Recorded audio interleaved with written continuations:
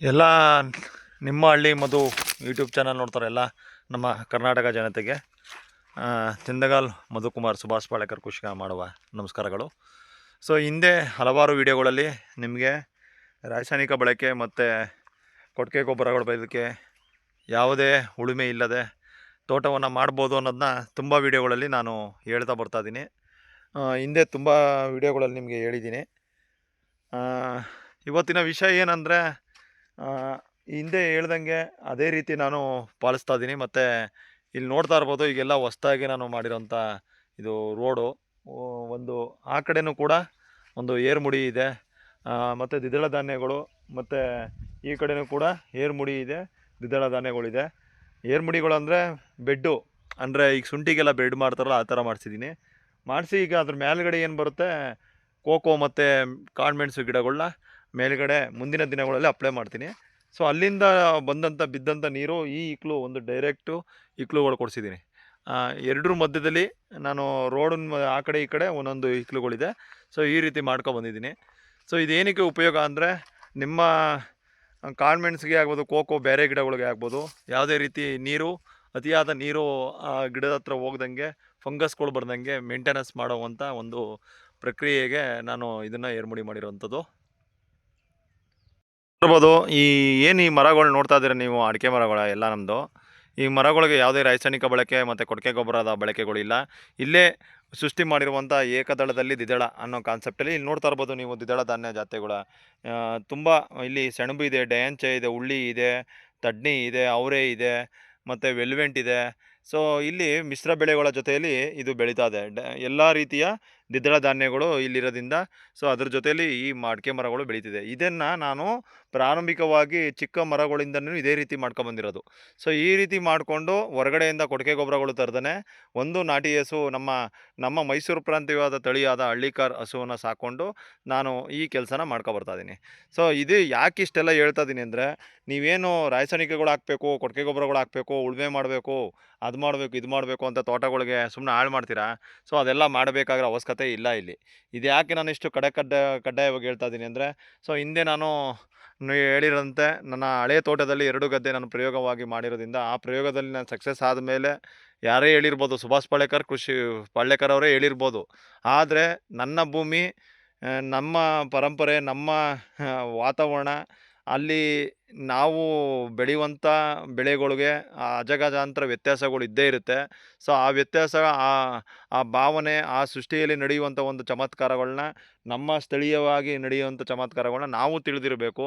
So ತಿಳಿದಾಗ ಅದಕ್ಕೆ ಏನು ಮಾಡಬೇಕು, ಏನು ಮಾಡಬಾರ್ದು ಅನ್ನೋದು ನಮಗೆ ತಿಳಿದಾಗ, ಅದು ಸತ್ಯ ಸಂಗತಿಗಳನ್ನ ಯಾವ ರೀತಿ ಮೇಂಟೈನ್ ಮಾಡಬೇಕು ನಮ್ಮ ಭೂಮಿಗಳನ್ನ ಅನ್ನೋದು ಗೊತ್ತಾದ ಮೇಲೆ ನಾವು ಇಲ್ಲಿ ಮಾಡಿಕೊಂಡು ಏನು ಬೇಕಾದರೂ ನಾವು ಒಂದು ಪ್ರಾರಂಭಿಕವಾದ ಯಾವ್ಯಾವ ಗಿಡಗಳನ್ನ ನೆಡಬೇಕು, ಯಾವ ಗಿಡಗಳ ನಡುವೆ ನಮ್ಮ ಬೆಳೆಗಳನ್ನ ಗೆಲ್ಬೋದು ಅನ್ನೋದನ್ನ ನಾನು ಮಾಡ್ಕೊಬಂದಿರೋದು.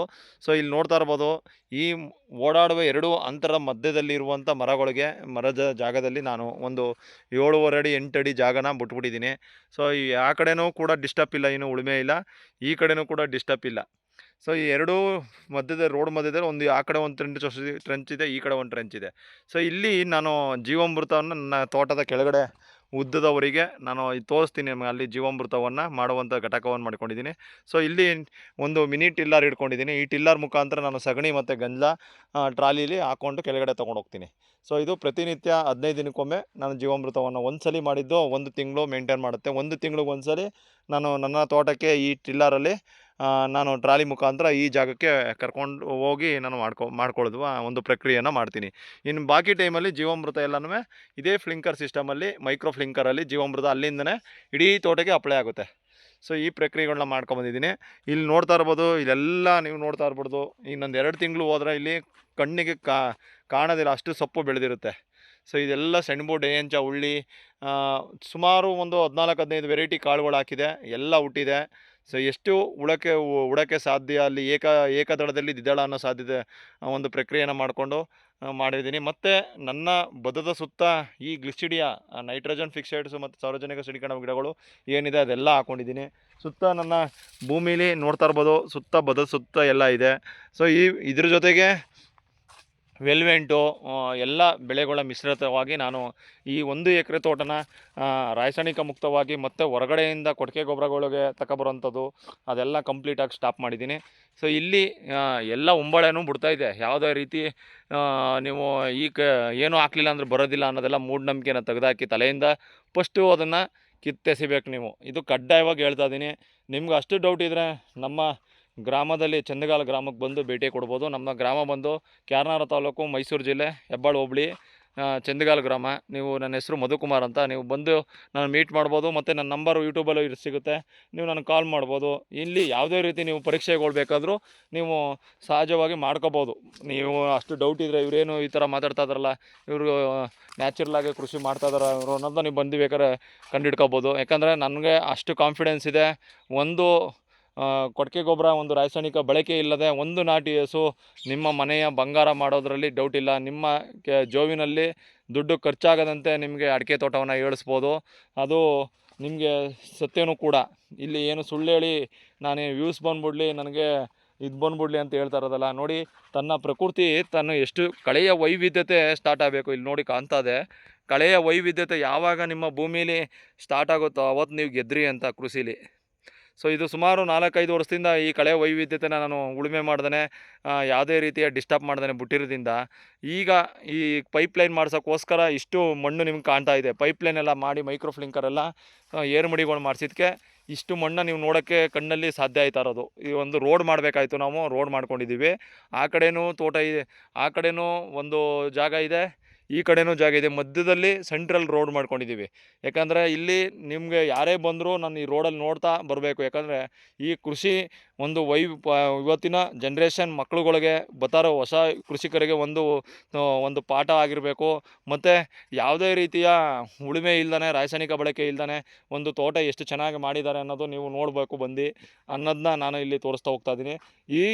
ಈಗ ಏನಿದೆ ಇಷ್ಟು ದಿನಗಳಲ್ಲಿ ಏಕದಳದಲ್ಲಿ ದ್ವಿದಳ ಅನ್ನೋ ಒಂದು ಕಾನ್ಸೆಪ್ಟಲ್ಲಿ ನನ್ನ ಭೂಮಿನ ಫಲವತ್ತತೆ ಮಾಡೋದ್ರ ಜೊತೆಗೆ ಜೀವಾಮೃತವನ್ನು ಕೊಟ್ಟು ಒಂದು ನಾಟಿ ಹಸು ಸಾಕೊಂಡು ಇಷ್ಟೆಲ್ಲ ಮಾಡಿ ಬಂದಿದ್ದೀನಿ. ಅದ್ರ ಜೊತೆಗೆ ನನ್ನ ಮಕ್ಳಿಗೂ ಕೂಡ ಇದ್ರ ಬಗ್ಗೆ ತಿಳಿಸ್ತಾ ಹೋಗ್ತಾ ಇದ್ದೀನಿ. ಬೇಕಾದ್ರೆ ಅವ್ನ ಬಾಯಲ್ಲೇ ಕೇಳಿ ನಮ್ಮಪ್ಪ ಏನು ಮಾಡುತ್ತೆ ಏನು ಅನ್ನೋದು ಅವನು ಹೇಳ್ತಾನೆ. ಆಯುಷು, ಡ್ಯಾಡಿ ಏನು ಕೊಡುತ್ತಪ್ಪ ನಿಮ್ಮ ಈ ಜಮೀನಿಗೆ? ಅಪ್ಪ ಏನು ಕೊಡುತ್ತೆ? ಮನೇಲಿ ಏನು ಸಾಕಿದೆ? ಯಾವ ಹಸುದ್ದು?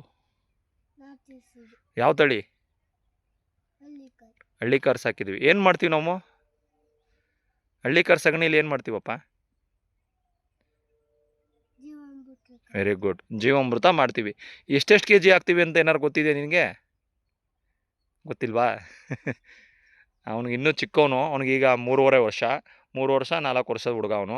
ಅವನಿಗೆ ಎಷ್ಟು ಸಾಧ್ಯನೋ ಇಷ್ಟು ಅವನ ಬಾಯಲ್ಲಿ ಬರೋಂಗೆ ನಾನು ದಿನನಿತ್ಯ ನಾನು ಏನು ಕೆಲಸ ಮಾಡ್ತೀನಿ ನನ್ನ ತೋಟದಲ್ಲಿ ವಿಸಿಟ್ ಮಾಡಿಸ್ತಾ ಅವನ್ನ ತೋರಿಸ್ತಾ ಇದ್ದೀನಿ. ಅವನು ಎಲ್ಲ ನೋಡ್ಕೊಳ್ತಾ ಇದ್ದಾನೆ, ಅಪ್ಪ ಹೆಂಗೆ ಮಾಡ್ತಾರೆ ಏನು ಎಲ್ಲನೂ. ಸೊ ಮಾಡಿಸ್ತಾ ಇದನ್ನು ಮಕ್ಳುಗಳಿಗೆ ಇದನ್ನೆಲ್ಲ ಹೇಳ್ತಾ ಬಂದಾಗ ನೆಕ್ಸ್ಟು ಅವನಿಗೆ ಸ್ವಲ್ಪನಾದರೂ ಜ್ಞಾನ ಇರುತ್ತೆ. ನಮ್ಮಪ್ಪ ನಾನು ಮಾಡ್ತಿದ್ದೆ, ನಾನು ನೋಡ್ತಿದ್ದೆ ಅನ್ನೋದು ಅವನಿಗೆ ಬರುತ್ತೆ. ಇಲ್ಲ ನಾವು ಹೇಳಲಿಲ್ಲ ಅಂದರೆ ಅವನು ಅಷ್ಟು ಐಡಿಯಾಗಳು ಬರೋಲ್ಲ. ಈಗೆಲ್ಲ ನಾವು ಮಾಡಿರ್ಬೇಕಾದ್ರೆ ಈ ಮರದ ಸೈಜ್ ನೋಡ್ತಾ ಇರ್ಬೋದು. ಪ್ರತಿಯೊಂದು ಮರನೂ ಆರೋಗ್ಯಕರವಾಗಿ ಸುಸ್ಥವಾಗಿ ಉಂಬಳೆಗಳನ್ನ ಬಿಡ್ತಾ ಇದೆ. ಸೊ ಇಲ್ಲಿ ನಿಮಗೆ ಯಾವುದೇ ರೀತಿಯ ರಾಸಾಯನಿಕ ಬಳಕೆಗಳಿಲ್ಲ, ಕಳೆಯ ವೈವಿಧ್ಯತೆ ಇದೆ, ಮತ್ತು ಗ್ಲಿಸ್ಟಿಡಿಯಾ ಗಿಡಗಳಿದೆ, ಮತ್ತು ದ್ವಿದಳ ಧಾನ್ಯಗಳು ಇದೆ. ಎಲ್ಲ ಜೊತೆಗೆ ಒಂದು ಅಡಿಕೆ ಮರಗಳು ಬೆಳೀತಿದೆ. ಜೀವಾಮೃತ ಅದಕ್ಕೆ ಒಂದು ಹಾಲು, ಅದರಲ್ಲೂ ನಮ್ಮ ಮಳೆಯ ನೀರು ನಮ್ಮ ಭೂಮಿಗೆ ಬಿದ್ದಾಗ ಆಗುವಂಥ ಸೌಂದರ್ಯನೇ ಬೇರೆ. ಏನು ತಾಯಿ ಹಾಲು ಕುಡಿದಾಗ ಮಕ್ಕಳುಗಳಿಗೆ ಶಕ್ತಿ ಬರುತ್ತೆ, ಆ ಶಕ್ತಿ ನಮ್ಮ ಮಳೆಯ ನೀರು ಬಿದ್ದಾಗ ನಮ್ಮ ಭೂಮಿ ತಾಯಿಗೆ ಬರುತ್ತೆ. ಅಷ್ಟು ಶಕ್ತಿ ನಮ್ಮ ಮಳೆ ನೀರಿನಲ್ಲಿ ಒಂದು ಬೆಳೆಗೆ ಬೇಕಾಗಿರುವಂಥ ಎಲ್ಲ ಪೋಷಕಾಂಶನೂ ಆ ಮಳೆ ನೀರಲ್ಲಿ ಸಿಗುವಂಥ ಒಂದು ಬ್ರಹ್ಮದೇವ ಸೃಷ್ಟಿ ಮಾಡಿದ್ದಾರೆ. ನೀವು ಇದಕ್ಕೆ ಇಷ್ಟು ಟೈಮ್ ನಾವು ಬಿಟ್ಟಾಗ ಅದಕ್ಕೆ ನಾವು ಭೂಮಿಗೆ ಎಷ್ಟು ನಾವು ಅದ್ರ ಪಾಡೋದು ಬಿಟ್ಟಾಗ ನಾವು ಆ ವೈವಿಧ್ಯತೆನ ಅದು ಕಾಪಾಡ್ಕೊಳ್ಳುತ್ತೆ. ಒಳ್ಳೊಳ್ಳೆ ಬ್ಯಾಕ್ಟೀರಿಯಾಗಳು ತುಂಬ ಚೆನ್ನಾಗೇ ವೃದ್ಧಿಯಾಗುತ್ತೆ. ಇದೆಲ್ಲ ಈಗ ನಟ್ಟಿರೋಂಥ ಸಸಿಗಳು 2 ವರ್ಷ 1.5 ವರ್ಷ ಸಸಿಗಳಿದು. ಅದು ಮೇಲ್ಗಡೆ ಎಲ್ಲ ಒಂದು 5 ಇಯರ್ಸ್ ಆಗಿದೆ. ಅದೆಲ್ಲ ಉಂಬಳ ಬಿಡೋಕ್ಕೆ ಸ್ಟಾರ್ಟ್ ಆಗಿದೆ. ಅದಕ್ಕೂ 1.5 ವರ್ಷ ಡಿಸ್ಟೆನ್ಸ್ ಇದೆ. ಸೊ ಇದೆಲ್ಲ ಆರೋಗ್ಯಕರವಾಗಿ ನೀವು ನೋಡ್ತಾ ಇರ್ಬೋದು. ಎಲ್ಲೂ ಕೂಡ ಇದು ನೋಡಿ, ಇಲ್ಲಿ ಡಿಸ್ಟರ್ಬ್ ಮಾಡಿಲ್ಲ ನಾವು. ಎಷ್ಟು ಚೆನ್ನಾಗಿ ಹಸಿರೆಲೆ ಗೊಬ್ಬರನ ತಾನೇ ಕ್ರಿಯೇಟ್ ಮಾಡ್ಕೊಂಡಿದೆ ನೋಡ್ತಾ ಇರ್ಬೋದು ನೀವು. ಅಷ್ಟು ಚೆನ್ನಾಗಿ ಈ ವೈವಿಧ್ಯತೆನ ಮಾಡ್ಕೊಳ್ಳುವಂಥ ಒಂದು ಪ್ರಕ್ರಿಯೆ ಇದು. ದಯವಿಟ್ಟು ಯಾರೂ ಕೂಡ ರಾಸಾಯನಿಕಗಳ ಬಳಸ್ತಾನೆ ಹಣ್ಣಿಗೆ ಮತ್ತು ಕೊಟ್ಟಿಗೆ ಗೊಬ್ಬರಗಳು ಬಳಸೋದು ಬೇಕಾಗಿಲ್ಲ. ಕೊಟ್ಟಿಗೆ ಗೊಬ್ಬರಗಳು ಯಾಕೆ ಬಳಸ್ಬಾರ್ದು ಅಂದರೆ, ನೀವು ಹೊರಗಡೆಯಿಂದ ತರುವಂಥ ಎಚ್.ಎಫ್. ಹಸು ಸಗಣಿನೇ ಆಗಿರ್ಬೋದು, ಬೇರೆ ಕೊಟ್ಟಿಗೆ ಗೊಬ್ಬರಗಳೇ ಆಗಿರ್ಬೋದು, ಆರೋಗ್ಯಕರವಾಗಿರೋದಿಲ್ಲ ಮತ್ತು ರೋಗ ನಿರೋಧಕ ಶಕ್ತಿನೂ ಇರೋದಿಲ್ಲ. ಸುಮ್ಮನೆ ತಂದು ಸುರಿತೀರಾ, ಅದರಲ್ಲಿ ಬೇಡದಂಥ ಬ್ಯಾಕ್ಟೀರಿಯಾಗಳೆಲ್ಲ ಭೂಮಿಗೆ ಬಂದು ಸೇರಿಕೊಂಡು ಮರಗಿಡಗಳಿಗೂ ತೊಂದರೆ ಕೊಡುತ್ತೆ. ಇದಕ್ಕೆ ಉದಾಹರಣೆ, ನೀವು ಹೊರಗಡೆ ಹೋದಾಗ ಹೋಟ್ಲೂಟಗಳು ತಿಂದಾಗ ನಿಮ್ಗಾಗುವಂಥ ಒಂದು ಅನಾರೋಗ್ಯಗಳು ಕೂಡ ನಮ್ಮ ಮಣ್ಣಿಗೂ ಕೂಡ ಅದೇ ಸ್ಥಿತಿಗಳು ಆಗುತ್ತೆ. ದಯವಿಟ್ಟು ಹೊರಗಡೆಯಿಂದ ತರುವುದನ್ನು ಕಂಪ್ಲೀಟಾಗಿ ನೀವು ಸ್ಟಾಪ್ ಮಾಡಬೇಕು. ಇಲ್ಲೇ ಪ್ರಕೃತಿನೇ ನಿಮಗೆ ತನ್ನ ಮರ ಗಿಡಗಳಿಗೆ ಬೇಕಾಗಿರುವಂಥ, ನೀವೇನು ಬೆಳೆಗಳು ಮಾಡ್ತೀರಾ ಅದಕ್ಕೆ ಬೇಕಾಗಿರುವಂಥ ನೀವು ಜಾಗಗಳು ಕೊಟ್ಟಿದ್ರೆ ಅದಕ್ಕೆ ಬೇಕಾಗಿರುವಂಥ ಗೊಬ್ಬರವನ್ನು ತಾನೇ ತಯಾರು ಮಾಡ್ಕೊಳ್ಳುವಂಥ ಸಾಮರ್ಥ್ಯನ ಭೂಮಿ ತಾಯಿ ಮತ್ತು ಪ್ರಕೃತಿ ದೇವ ಮಾಡ್ಕೊಂಡಿರ್ತಾರೆ. ನೀವು ಅದ್ರ ಪಾಡಿಗೆ ಅದನ್ನು ಬಿಡಬೇಕು ಅಷ್ಟೇ. ಸೊ ಇದು ನಾವು ಮಾಡ್ಕೊಂಡಿರೋಂಥದ್ದು. ಇಲ್ಲಿ ನೋಡಿ, ಇಲ್ಲಿ ಕಳೆಯ ವೈವಿಧ್ಯತೆ ತುಂಬ ಇದೆ. ಇಲ್ಲಿ ಎಲ್ಲ ರೀತಿಯ ಧಾನ್ಯಗಳು ಇದೆ, ಎಲ್ಲ ರೀತಿಯ ಕಳೆಗಳು ಇದೆ, ಸೊಪ್ಪಿದೆ, ತಡ್ನಿ ಇದೆ, ಉಳ್ಳಿ ಇದೆ, ಡ್ಯಾಂಚ ಇದೆ, ಸೆಣಬಿದೆ. ಪ್ರತಿಯೊಂದು ಕೂಡ ಇನ್ನೊಂದು ತಿಂಗಳು, 1.5 ತಿಂಗಳು, 2 ತಿಂಗಳಲ್ಲಿ ನಿಮಗೆ ಒಂದು ವಿಡಿಯೋ ಮಾಡ್ತೀನಿ. ಎಷ್ಟು ಚೆನ್ನಾಗಿ ಬಂದಿರುತ್ತೆ ಅಂದರೆ ನೀವು ಅದು ಊಹಿಸ್ಕೊಳ್ಳೋಕ್ಕೂ ಆಗಲ್ಲ, ಅಷ್ಟು ಚೆನ್ನಾಗಿ ಇಲ್ಲಿ ದ್ವಿದಳ ಧಾನ್ಯ ಸೊಪ್ಪುಗಳು ಬಂದಿರುತ್ತೆ. ಇದನ್ನೇ ನಾವು ಭೂಮಿಗೆ ಬ್ರಷ್ ಕಟ್ಟರ್ ಮುಖಾಂತರ ನೀವು ಭೂಮಿಗೆ ಸೇರಿಸಿ ನೆಕ್ಸ್ಟು ಉಳುಮೆ ಮಾಡ್ದೇ ಯಾವ ರೀತಿ ಕಾಳು ಎರ್ಚೋದು ಅಂದರೆ, ಬ್ರಷ್ ಕಟ್ಟರ್ ಹೊಡೆಯೋಕ್ಕಿಂತ ಮುಂಚೆ ಈ ಕಾಳುಗಳನ್ನೇ ನೀವು ಒಂದು ಸ್ವಲ್ಪ ಬಲಿಯೋಕ್ಕೆ ಬಿಟ್ಟರೆ ಅದೇ ಕಾಳುಗಳು ಉದುರಿರುತ್ತೆ. ಇನ್ನೊಂದು 10% ಕಾಳುಗಳನ್ನ ತಂದು ನೀವು ಎರ್ಚ್ಬಿಟ್ಟು ಅದ್ರ ಮೇಲೆ ಬ್ರಷ್ ಕಟ್ಟರ್ ಹೊಡೆದ್ರೆ ಮಳೆ ಆಗಿರುವಂಥ ಸಂದರ್ಭದಲ್ಲಿ ತನಗೆ ತಾನೇ ಚಿಗುರು ಕೊಡುತ್ತೆ. ಸೊ ಈ ಪ್ರಕ್ರಿಯೆನ ನಾನು ಮಾಡ್ಕೊಂಬಂದಿರೋದಕ್ಕೆ ಇವತ್ತು ಕಳೆಯ ವೈವಿಧ್ಯತೆನ ಸ್ಟಾರ್ಟ್ ಆಗಿದೆ. ತುಂಬ ಚೆನ್ನಾಗಿ ಭೂಮಿ ಬೇಗ ತನ್ನನ್ನು ತಾನು ರಕ್ಷಣೆ ಮಾಡಿಕೊಂಡು, ತನ್ನಗೆ ತಾನು ಏನೇ ಕಾಯಿಲೆಗಳು ಬಂದು ತಾನೇ ಸೈಕಲಿಂಗ್ ಪ್ರೊಸೀಜರ್ನ ಮಾಡಿಕೊಂಡು ಮರಗಿಡಗಳನ್ನ ಆರೋಗ್ಯಕರವಾಗಿ ಇಟ್ಕೊಂಡು ನಂದು ಇವತ್ತು ಬೆಳೆ ಚೆನ್ನಾಗಿ ಬರೋಕ್ಕೆ ಕಾರಣ ನನ್ನ ಜೀವಾಮೃತ ಮತ್ತು ಒಂದು ನಾಟಿ ಹಸು ನಾನು ಮೇಂಟೈನ್ ಮಾಡಿಕೊಂಡು ಕಡ್ಡಾಯವಾಗಿ ತಿಂಗಳಿಗೆ 600 ಲೀಟ್ರು ಇಂದ 1200 ಲೀಟ್ರ್ವರೆಗೂ 1 ಎಕರೆಗೆ ಜೀವಾಮೃತನ ನಾನು ಕೊಟ್ಕೊಂಡ್ಬರ್ತೀನಿ. ತಿಂಗಳಿಗೆ 2 ಬಾರಿ 600 ಲೀಟ್ರು ನಾನು ಒಂದು ಸಲ ಜೀವಾಮೃತ ಕೊಡೋದು. 1200 ಲೀಟ್ರ್ ಜೀವಾಮೃತವನ್ನು ಕಡ್ಡಾಯವಾಗಿ ಕೊಡಬೇಕು. ಕೊಟ್ಟಾಗ ನಿಮಗೆ ತುಂಬ ಚೆನ್ನಾಗಿ ಮರಗಿಡಗಳು ಚೆನ್ನಾಗಿ ಬರುತ್ತೆ. ಮತ್ತು ಸೂಕ್ಷ್ಮಜೀವಿಗಳು, ಪಪ್ಪಾಯ ಆಗಿರ್ಬೋದು, ನೋಡ್ತಾ ಇರ್ಬೋದು, ಪ್ರತಿಯೊಂದು ಹಣ್ಣು ಗಿಡಗಳು ಇಲ್ಲಿ ಯಾವುದೇ ರೀತಿಯ ಗೊಬ್ಬರದ ಆಕಾಂಕ್ಷೆನೇ ಇಲ್ಲದೇ ತುಂಬ ಚೆನ್ನಾಗೇ ಬರ್ತಿದೆ. ನೀವು ಕೂಡ ಮಾಡಿ ಅನ್ನೋದು ನನ್ನ ಆಕಾಂಕ್ಷೆ. ಯಾಕಂದರೆ ಇವತ್ತಿನ ಅತ್ಯಂತ ಕರಾಳವಾಗಿ ಹೇಳೋದಂದರೆ, ನಮ್ಮ ರೈತರುಗಳನ್ನ ಅತ್ಯಂತ ತುಣಿತಕ್ಕೆ ಒಳಗಾಗಿರುವಂಥ ಯಾವ್ದಾದ್ರು ಒಂದು ವರ್ಗ ಇದೆ ಅಂದರೆ ಅದು ನಮ್ಮ ರೈತರ ವರ್ಗ ಆಗಿರ್ಬೋದು. ಆ ವರ್ಗಕ್ಕೆ ಒಂದು ಬೂಸ್ಟ್ ಕೊಟ್ಟುವಂಥ ಶಕ್ತಿಯನ್ನು ನಾವು ನೀಡಬೇಕಾಗಿದೆ. ಇವತ್ತಿನ ಯುವಕರುಗಳಿಗೂ ಕೂಡ ಈ ದಿಟ್ಟಿನಲ್ಲಿ ನಾವು ಕೃಷಿನ ಮಾಡಿ ತೋರಿಸ್ಬೇಕಾಗಿದೆ. ಎಲ್ಲ ರೀತಿಯ ವೈವಿಧ್ಯತೆನ ನೀವು ಇಲ್ಲಿ ನೋಡ್ತಾ ಇರ್ಬೋದು. ಕಳೆಯ ವೈವಿಧ್ಯತೆ ಮಳೆ ಬಿದ್ದಾಗ ನೀವು ನಮ್ಮ ತೋಟ ನೋಡಿದ್ರೆ ಅದು ನೆಕ್ಸ್ಟ್ ಲೆವೆಲ್ ತುಂಬ ಚೆನ್ನಾಗಿರುತ್ತೆ, ಅಷ್ಟು ಸುಂದರವಾಗಿರುತ್ತೆ. ಇಲ್ಲಿ ನೋಡ್ಬೋದು, ನಮ್ಮ ಮನೆಗಳಲ್ಲಿ ನಾಟಿ ನಿಂಬೆಹಣ್ಣುಗಳು, ಸೀಬೆಹಣ್ಣು ಗಿಡಗಳು ಏನು ತಿಂತೀವಿ ಅದರದ್ದೇ ಅದನ್ನು ಬೀಜಗಳನ್ನ ಸಂರಕ್ಷಣೆ ಮಾಡಿ ಅವನ್ನೇ ಕೂಡ ನಾವು ಬಿಸಿಲು ಎಲ್ಲಿ ಬೀಳುತ್ತೆ ಅಲ್ಲಿ ಆ ಜಾಗಗಳಲ್ಲಿ ಅಪ್ಲೈ ಮಾಡಿರ್ತೀವಿ. ಮತ್ತು ಗ್ಲಿಸಿಡಿ ಆಗಿರ್ಬೋದು, ಈಗ ಹಿಂದೆ ಹಳೆಯ ತೋಟದಲ್ಲಿ ನಾನು ಮಾಡಿರುವಂಥ ಕೋಕೋ ಗಿಡಗಳು ಮತ್ತು ಕಾಳುಮೆಣಸು ಗಿಡಗಳನ್ನ ಈಗಾಗಲೇ ಅಪ್ಲೈ ಮಾಡ್ಕೊಂಡಿದ್ದೀನಿ. ಮುಂದಿನ ದಿನಗಳಲ್ಲಿ ನನ್ನ ತೋಟದಲ್ಲಿ ಬೆಳೆ ಸಂಯೋಜನೆ ಅನ್ನೋದು ಸ್ಟಾರ್ಟ್ ಆಗಿರುತ್ತೆ. ಪ್ರತಿಯೊಂದು ಜಾಗದಲ್ಲೂ ಕಾಳುಮೆಣಸು ಗಿಡಗಳು, ಕೋಕೋ ಗಿಡಗಳು ಮತ್ತು ಜಾಯಿಕಾಯಿ ಈ ಥರ ಆಮೇಲೆ ಕಾಫಿ, ಏಲಕ್ಕಿ, ಇದೆಲ್ಲ ನೆರಳಿನ ಆಧಾರಿತವಾಗಿ ಬರುವುದರಿಂದ ಇದು ಸ್ವಲ್ಪ ದಿನಗಳು ಟೈಮ್ ಹಿಡಿತದೆ. ಇದೆಲ್ಲ ಜೀವಾಮೃತ ಮಾಡೋಕ್ಕೆ ಅಂತ ತಂದು ಮಾಡಿಕೊಂಡಿರೋಂಥದ್ದು. ಇದು ಹೊಸ್ದಾಗಿ ಮಾಡಿಸಿರುವಂಥ ಪ್ಲಾಂಟೇಷನ್ ಎಲ್ಲ. ಹಿಂದೆ ಎಲ್ಲ ನೀವು ಹಳೆ ವಿಡಿಯೋಗಳಲ್ಲಿ ನೋಡ್ತಿರ್ಬೋದು, ನಾನು ಒಂದು 400 ಲೀಟ್ರ್ ಜೀವಾಮೃತ ಮಾಡ್ಕೊಳ್ಳೋಂಥ ಕೆಪಾಸಿಟಿ ಹಿಡ್ಕೊಂಡಿದ್ದೆ. ಇವಾಗ ಸುಮಾರು 650ರಿಂದ 700 ಲೀಟ್ರ್ ಜೀವಾಮೃತವನ್ನು ಮಾಡಿರುವಂಥ ಒಂದು ಸಲಿಗೆ 15 ದಿನಕ್ಕೆ ನಾನು 600 ಲೀಟ್ರ್ ಜೀವಾಮೃತ ಕೊಟ್ಟರೆ ತಿಂಗಳಿಗೆ 2 ಬಾರಿ, 1 ಬಾರಿ ಮಾಡಿರೋದನ್ನೇ 2 ಬಾರಿ ಉಪಯೋಗಿಸ್ತೀನಿ. ಸೊ ಅಲ್ಲಿಗೆ ಟೋಟಲ್ 1200 ಲೀಟ್ರ್ ಜೀವಾಮೃತನ ನನ್ನ 1 ಎಕರೆ 5 ಕುಂಟೆ 6 ಕುಂಟೆ ಜಾಗ ಏನಿದೆ ಆ ಜಾಗಕ್ಕೆ ಇಷ್ಟು ಜೀವಾಮೃತನ ನಾನು ಇಡೀ ಸಿಸ್ಟಮ್ನಲ್ಲಿ ವೆಂಚರಿ ಮುಖಾಂತರ ಕೊಡುವಂಥ ಪ್ರಕ್ರಿಯೆಯನ್ನು ಮಾಡ್ತೀನಿ. ಸೊ ಇಷ್ಟು ಮಾಡಿದ್ರೆ ನಿಮ್ಮ ಭೂಮಿಗೆ ಹೊರಗಡೆಯಿಂದ ತರುವಂಥ ಯಾವುದೇ ರಾಸಾಯನಿಕಗಳಾಗಿರ್ಬೋದು, ಕೊಟ್ಟಿಗೆ ಗೊಬ್ಬರಗಳು ಅನಾವಶ್ಯಕವಾಗಿ ಬೇಕಾಗಿಲ್ಲ, ಅಷ್ಟು ಅದ್ಭುತವಾಗಿ ಬರುತ್ತೆ. ಇದು ಹಳೆ ಮರಗಳು. ನಾನು ಇದೇ 2 ಗದ್ದೆಗಳಲ್ಲಿ ಪ್ರಯೋಗ ಮಾಡಿದ್ದು. ಈ ಪ್ರಯೋಗದಲ್ಲಿ ನಾನು ಸಕ್ಸಸ್ ಆದಮೇಲೆ ನಾನು ಕಂಪ್ಲೀಟಾಗಿ ಇವತ್ತು 1 ಎಕರೆಯನ್ನು ಮಾಡ್ಕೊಂಡಿದ್ದೀನಿ. ಇಲ್ಲಿ ನೋಡ್ತಾ ಇರ್ಬೋದು, ಕಾಳುಮೆಣಸಿನ ಗಿಡಗಳೆಲ್ಲ ಚಿಗುರುತ್ತಿದೆ ಚೆನ್ನಾಗೆ.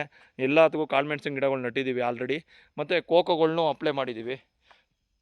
ಸಣ್ಣ ಪುಟ್ಟ ಪ್ರಾರಂಭಿಕವಾಗಿ ಒಂದು ಸ್ವಲ್ಪ ಹೋಗುತ್ತೆ. ಸೊ ಹೋದಾಗ ಡಿಸ್ಟರ್ಬ್ ಮಾಡ್ಕೊಬಾರ್ದು, ಅದು ಹೋದಾಗ ನಾವು ನಡ್ಕೋಬೇಕು.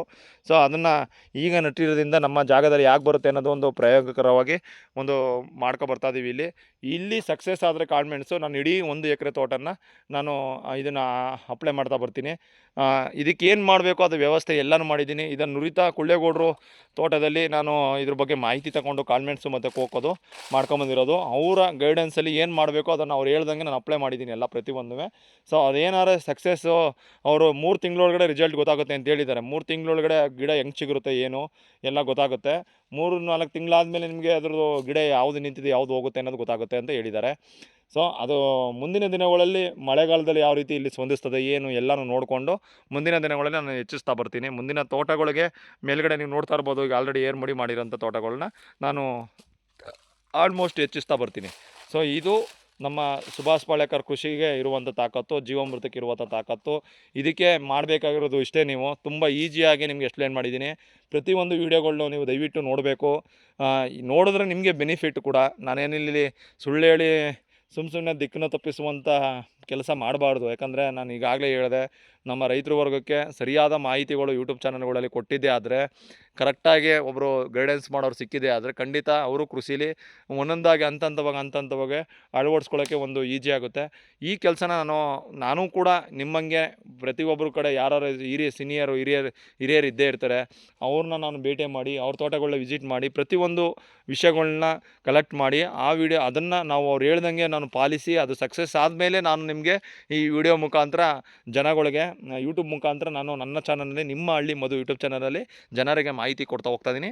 ಈ ಮಾಹಿತಿ ನಿಮಗೆ ಇಷ್ಟ ಆದರೆ ದಯವಿಟ್ಟು ಶೇರ್ ಮಾಡಿ. ಮತ್ತು ಹೊಸ ಯುವಕರುಗಳಿಗೆ ಕೃಷಿಗೆ ಬರೋರಿಗೆ ಇದು ಒಂದು ತುಂಬ ಅನುಕೂಲಕರವಾದಂಥ ವೀಡಿಯೋಗಳಾಗುತ್ತೆ. ಮತ್ತು ಈ ಚಾನಲಲ್ಲಿ ಹೇಳ್ತಾ ಇರೋದು ನಿಮ್ಗೆ ಇಷ್ಟ ಆದರೆ ದಯವಿಟ್ಟು ಒಂದು ಲೈಕ್ ಮತ್ತು ಒಂದು ಸಬ್ಸ್ಕ್ರೈಬ್ ಕೊಟ್ಟರೆ ನಾವು ಕೂಡ ಮುಂದಿನ ಜನ್ರೇಷನ್ಗೆ ಒಂದು ಈ ವಿಡಿಯೋಗಳನ್ನ ತಲುಪಿಸಿದ್ರೆ ಅವ್ರಿಗೂ ಕೂಡ ಒಂದು ಒಳ್ಳೆಯದಾಗುತ್ತೆ. ನಾವು ಕೂಡ ಮುಂದಿನ ದಿನಗಳಲ್ಲಿ ನಾನು ಮಾಹಿತಿ ಕೊಡೋಕ್ಕೂ ಕೂಡ ನಿಮಗೆ ಅನುಕೂಲ ಆಗುತ್ತೆ ಅಂತ ಹೇಳ್ತಾ ನಾನು 2 ಮಾತು ಮುಗಿಸ್ತೀನಿ. ದಯವಿಟ್ಟು ಎಲ್ಲರೂ ಈ ವಿಡಿಯೋಗಳನ್ನ ಹೆಚ್ಚು ಜನಕ್ಕೆ ಶೇರ್ ಮಾಡಿ ಮತ್ತು ಸಬ್ಸ್ಕ್ರೈಬ್ ಮಾಡಿ ಅಂತ ಹೇಳ್ತಾ ನಾನು 2 ಮಾತು ಮುಗಿಸ್ತೀನಿ. ನಮ್ಮ ಗುರಿ ಒಂದೇ, ನಮ್ಮ ರೈತರ ಜೀವನ ಒಂದು ಸಬಲೀಕರಣ ಆಗಬೇಕು. ಮತ್ತು ನಾಟಿ ಹಸುಗಳು, ನಮ್ಮ ಹಿಂದೂ ಪರಂಪರೆ ನಾಟಿ ಹಸುಗಳು ಏನಿದೆ, ದೇಸಿ ನಾಟಿ ಹಸುಗಳು, ಆ ಭಾಗದಲ್ಲಿ ಇರುವಂಥ ನಾಟಿ ಹಸುಗಳು ಸಂರಕ್ಷಣೆ ಆಗಬೇಕು. ಮತ್ತು ಅದರ ಪ್ರಾಮುಖ್ಯತೆ ಪ್ರತಿ ಯುವಕರುಗಳಿಗೆ ಪ್ರತಿ ಮಕ್ಕಳಿಗೂ ತಿಳಿಯಬೇಕು ಅಂತ ಹೇಳ್ತಾ ನಾನು ಈ ಕೆಲಸನ ಮಾಡ್ತಾಯಿದ್ದೀನಿ. ದಯವಿಟ್ಟು ಎಲ್ಲರೂ ಸಬ್ಸ್ಕ್ರೈಬ್ ಮಾಡಿ ಅಂತ ಹೇಳ್ತಾ ನಾನು 2 ಮಾತು ಮುಗಿಸ್ತೀನಿ. ಜೈ ಗೋಮಾತೆ, ಜೈ ಸುಭಾಷ್ ಪಾಳೇಕರ್.